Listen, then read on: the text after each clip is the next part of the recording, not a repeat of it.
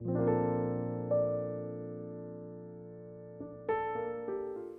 분이 아이들을 두고 잠깐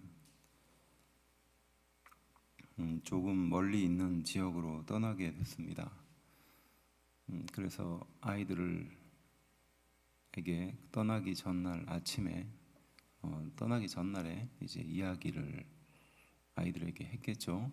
엄마 아빠가 잠깐 한 3일 정도 저기 어디를 다녀올 테니까 너희들끼리 좀 잠깐 좀 잘 지냈으면 좋겠다. 그리고 3일이면 금방이니까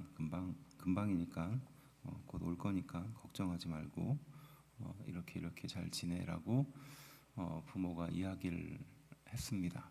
그리고 부모는 그 집을 떠나서 이제 이틀이 지나고 3일째 되던 날 마침 그 지역에 홍수가 났어요. 그래서 길이 막혀버렸습니다. 그래서 올 길이 막혀버린 상태가 되어버리고 말았습니다. 아이들은 당황이 되겠죠. 부모도 당황이 됐을 겁니다. 이제 저 섬만 넘어가면 내 자식들이 있는 내 집이 있는 곳인데 홍수 때문에 가지도 못하는 상황이 되고 만 것이에요. 이제 아이들끼리 그 홍수가 끝날 때까지 기다려야 될 상황이 된 겁니다. 홍수가 났으니 이제 마을에 있는 사람들은 다 지대 높은 곳으로 학교로 체육관으로 이렇게 다 모이게 됐어요. 그러면 이 아이들은 부모 없이 이제 그곳에서 머물러야 될 상황이 되고 만 것입니다. 상황을 보면 또 그 당시의 환경을 보면 아이들은 어떻게 된 겁니까? 고아가 된 거죠. 잠깐이지만 고아처럼 부모가 없는 상태로 그렇게 있게 된 겁니다. 이 아이들은 불안할까요? 불안하지 않을까요? 네, 불안할 수도 있습니다. 그런데 3일 전에 부모님이 떠나면서 했던 말, 금방 갔다 올게 라는 이 말을 아이들은 생각하면서 부모를 기다리게 되죠. 그리고 홍수가 끝나서 이제 모든 것이 다 풀리고 나서 부모는 그 길을 헤치고 가장 먼저 어디를 찾아갑니까? 네, 자녀들에게 찾아가겠죠. 그리고 자신의 집으로 와서 그 자녀들과 함께 앞으로 또 영원히 살았을 것입니다.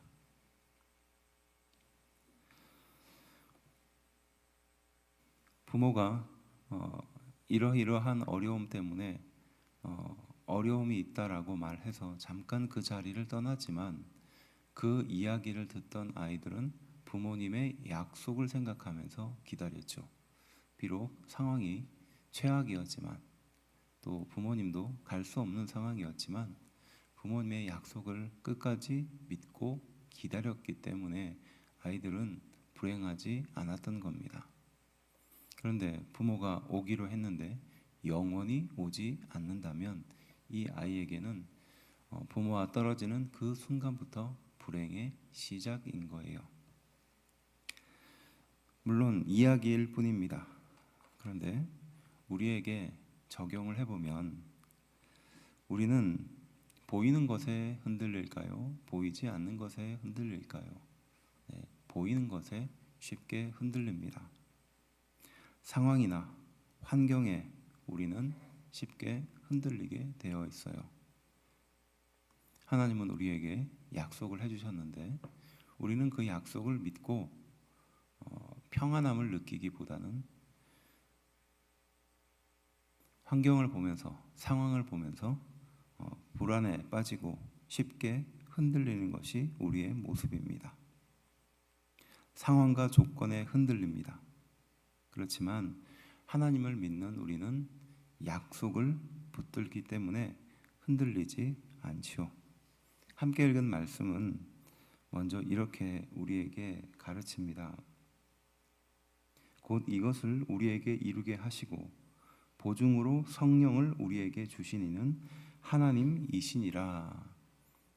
하나님은 우리에게 약속을 주셨고 그리고 그 약속을 이루게 하신다라고 말씀하십니다.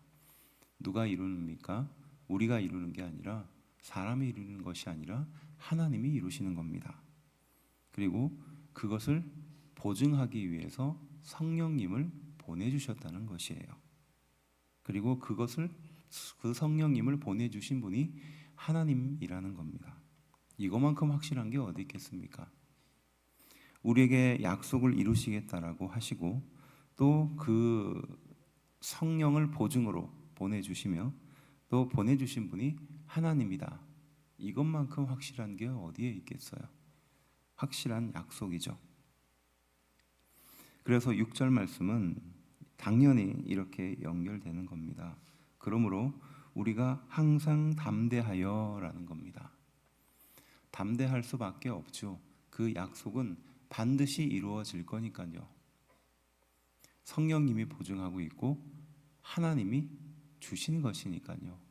그러니까 담대히 행할 수밖에 없는 것입니다. 상황과 조건이 아닌 약속을 붙들어서 우리는 담대하게 되는 것입니다. 왜? 당연히 하나님이 이루시고 하나님이 보내주신 것이기 때문인 것입니다. 그래서 담대히 행한다는 것은 약속을 더 굳게 붙든다는 의미예요. 약속을 붙들지 않고 상황과 환경을 붙드는 순간 우리는 주저하게 되는 것입니다. 뒷걸음치게 되는 것입니다. 의심하게 되는 것이에요. 그래서 7절 말씀입니다. 우리 함께 읽어봅시다. 시작. 이는 우리가 믿음으로 행하고 보는 것으로 행하지 아니함이로라. 아멘. 그래서 우리는 믿음으로 행동하는 것이지 보는 것으로 행하지 않는다라고 결론을 짓고 있어요. 믿음으로 행동한다는 겁니다. 반대로 보는 것, 상황이나 조건으로 우리는 행동하지 않는다는 것입니다. 그래서 함께 읽은 본문 뒷부분의 10절에는요. 어떤 내용이 등장하느냐 하면요. 이는 우리가 다 반드시 그리스도의 심판대 앞에 나타나게 되어 각각 선악간에 그 몸으로 행한 것을 따라 받으려 함이라 라고 말합니다. 그래서 믿음으로 행하는 것이 있는데 그 믿음으로 행하는 것을 하나님께서 마지막에 심판대에서 판단하신다는 겁니다. 그리고 믿음으로 행하는 것에 대해서 각각 하나님께서 주신다는 거예요. 무엇을 주시는지는 모르지만 하나님이 우리에게 그 믿음으로 행하는 대로 주신다라고도 볼 수 있는 구절인 거예요. 다른 의미로 보면 우리는 보이는 것에 의해서 환경에 의해서 행동을 하지만 환경에 의해서 행동한 그것은 하나님은 기뻐하지 않는다는 뜻이에요. 환경이 아닌 약속을 따라서 행동하는 것을 하나님은 기뻐하시고 그 행동한 것들을 몸이 행한 것들을 하나님은 심판대에서 다 판별하시고 그에 합당하도록 축복을, 은혜를, 능력을, 보상을 주신다는 말씀인 줄로 믿습니다.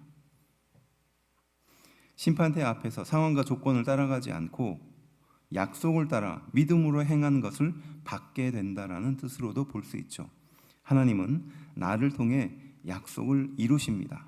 그리고 상황이 아닌 눈에 보이지 않는 약속을 따라 믿음으로 이루기를 또 그렇게 인도하시는 줄로 믿습니다. 그래서 믿음은 현실을 부정하는 것이 아닙니다.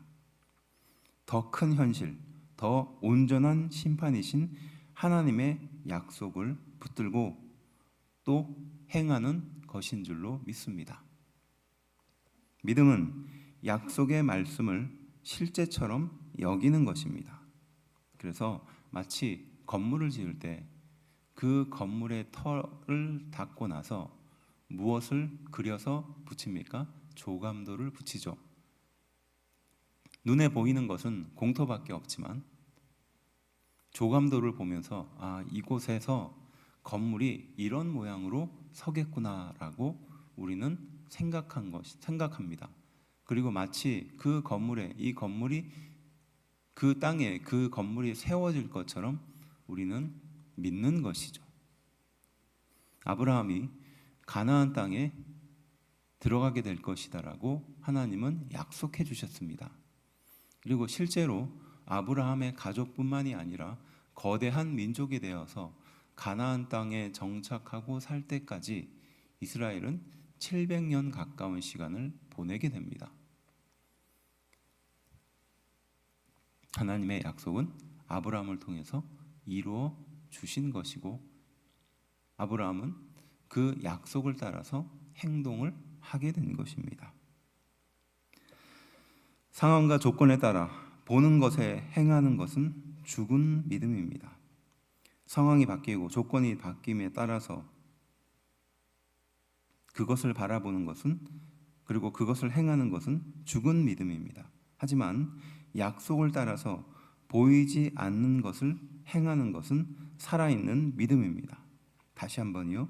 상황과 조건에 따라 보는 것에 따라서 행하는 것은 죽은 믿음이고 약속을 따라서 보이지 않는 것을 행하는 것은 살아있는 믿음이라는 것이에요. 여러분들은 어느 믿음입니까? 죽은 믿음입니까? 살아있는 믿음입니까? 혹시라도 가능성을 따라서 행하지는 않습니까? 확률을 따라서 행하지는 않습니까? 혹은 주변에 있는 사람들이 가니까 나도 간다라고 따라가지는 않습니까? 하나님은 우리에게 말씀하십니다. 내가 너에게 이러한 약속을 했어. 그리고 나는 그 약속을 이루어 줄 거야. 그리고 그 약속을 이루기 위해서 보증으로 성령님을 너에게 보내줄게. 그리고 내가 이 약속을 한 하나님이야. 우리는 그 약속을 믿으며 담대하게 행하게 되는 줄로 믿습니다. 눈에도 보이지 않지만 사람들은 손가락질할 수도 있지만 하나님이 약속해 주셨기 때문에 우리는 행동으로 담대하게 옮길 수 있는 것입니다. 사람이 없을지라도 물질이 부족할지라도 환경이 전혀 받쳐주지 않을지라도 우리는 약속을 따라서 행하는 줄로 믿습니다. 이것이 믿음이에요. 하나님이 우리에게 알려주신 살아있는 믿음입니다. 우리가 살아있는 믿음을 소유하기 위해서 가장 먼저 붙들어야 할 것은 환경이나 조건을 보는 것이 아니라 하나님의 약속을 붙드는 것인 줄로 믿습니다. 상황이 아니라 약속을 따라 살아야 되는 줄로 믿습니다. 사람을 대할 때도, 교회를 대할 때도, 가정을 대할 때도, 직장을 대할 때도 우리는 그 교회와 그 가정과 그 직장의 환경과 상황을 보는 것이 아니라 약속을 봐야 할 줄로 믿습니다.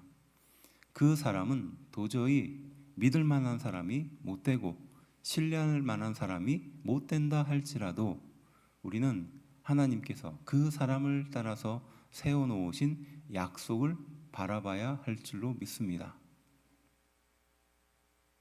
그래서 우리는 약속을 붙들어야 하는 사람들이에요. 아마 우리 남편들은 아내와 결혼하기 위해서 별도 달도 따줄 거다라고 약속했을 겁니다. 그렇죠? 다 해주겠다고. 물 한 방울 묻히지 않고 그렇게 같이 살겠다고 그렇게 했을 것입니다. 근데 실제로 달도 별도 따줬나요? 네, 아니죠. 아마 달과 별을 따줬으면 우리가 남아나지 못했을 겁니다. 하지만 하나님은 우리를 향하여 달도 별도 따준다고 하셨습니다. 그러면 하나님은 진짜 우리에게 달도 별도 따줄 분이신 줄로 믿습니다. 그래서 우리는 약속을 붙들어야 되는 거예요. 염려가 생깁니까? 먹고 사는 것에 대한 염려가 생깁니까? 미래에 대한 불안함이 생깁니까? 마태복음 6장 33절은 우리에게 가르칩니다. 먼저 하나님의 나라를 구하면 하나님이 너희의 쓸 것을 채워주신다. 약속하셨죠. 걱정과 불안이 우리의 인생을 엄습하고 있습니까? 그때 빌립보서 4장 6절부터 7절 말씀은 이렇게 약속합니다. 하나님의 평강이 우리의 마음을 지킨다. 두려움에 빠져 있습니까? 그때 하나님의 말씀은 우리에게 이렇게 약속하십니다. 요한복음 14장 27절 세상이 줄 수 없는 평안을 하나님이 주신다. 불가능의 함정에 빠져 있습니까? 안 된다라고 생각하고 있습니까? 그때 마태복음 19장 26절은 우리에게 약속하십니다. 하나님은 모든 것이 가능하신 분이다. 고난에 빠져 있습니까? 로마서 8장 28절은 우리에게 이렇게 약속하십니다. 이해 안 되는 고난에 있을지라도 하나님은 모든 것을 선으로 인도하신다. 부족이나 결핍의 상황에 빠져 있습니까? 빌립보서 4장 19절은 우리에게 약속하십니다. 하나님이 모든 쓸 것을 채우신다. 공급해 주시는 것은 하나님이시다. 어느 방향으로 가야 할지 그 길을 잃어버렸을 때 하나님은 여전히 우리에게 또 약속하십니다. 요한복음 16장 13절 성령님이 친히 인도해 주신다. 그렇게 보면 길은 내가 찾아다니는 것이 아니라 하나님이 우리에게 주어 주시는 것입니다. 싸움과 갈등의 상황에 놓여 있습니까? 그때 하나님은 요한복음 16장 33절을 통해서 약속하십니다. 내가 이미 세상을 이겼다. 염려에 발목이 붙잡혀 있습니까? 그때 베드로전서 5장 7절은 이렇게 약속하십니다. 주께 맡기라. 그러면 그가 이루실 것이다. 상황과 조건을 보면 두렵고 부족하고 막히고 까다롭고 예민해지고 이해할 수 없고 고독하게 됩니다. 상황과 조건만 보면요. 하지만 약속을 보면은 함께 하시고 채우시고 인도하시고 이루시며 풍성해지며 함께 하게 되는 줄로 믿습니다. 약속을 바라보았을 때입니다. 믿음은 상황을 이해하는 능력이 아니고 하나님의 약속을 붙드는 결단입니다. 오늘 하루 이 문장을 묵상하기를 바랍니다. 상황과 조건이 아니라 약속을 상기하라. 상황과 조건이 아니라 약속을 우리 마음에 새기라. 그 약속으로 풍성해지는 우리 귀한 성도가 되기를 주의 이름으로 축원합니다. 기도하겠습니다.